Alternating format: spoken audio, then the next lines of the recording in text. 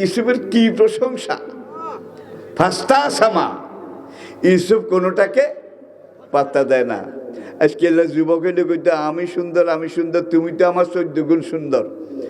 একজন আরেকজনের শারীরিক প্রশ্বাসের কিভাবে পক্ষে আনা যায়, ঠিক কিনা বলেন? কিন্তু ইউসুফ নিচের দিকে চেয়ে মাপা মাপা কথায় জবাব দিচ্ছে।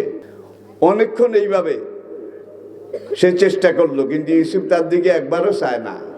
মহিলা চিন্তা করলো, আজকে যদি কাম উদ্ধার করতে না পারি, আরেকদিন ডাকলেও সে আমার কামরায় আসবে না। আজকেই প্রথম সুযোগ, আজকেই শেষ সুযোগ। আর আজকে যদি কাম উদ্ধার করতে পারি, তাইলে এই যে আমার জন্য নদীর জোয়ার ভাটা হয়ে যাবে, প্রত্যেক দিন আমি এইভাবে কাজ উদ্ধার করতে পারবো। এইবার ইউসুফ চিন্তা করলো। ভদ্রমহিলা আবার এগিয়ে আসে, জড়িয়ে ধরে ধরে কোনো কোনো জায়গায় স্পর্শ পর্যন্ত করেছে। মহিলা তার খাস কামরার সবগুলা দরজা জানালা, 52 হইল দরজা, করিডোর। কোরআন বলছে আবওয়াব, সবগুলা দরজা জানালা মহিলা বন্ধ করলো। বন্ধ করে এবার ইউসুফকে ধরতে আসে, অকালাত আসে আর বলে, ইউসুফ হায় তালাক।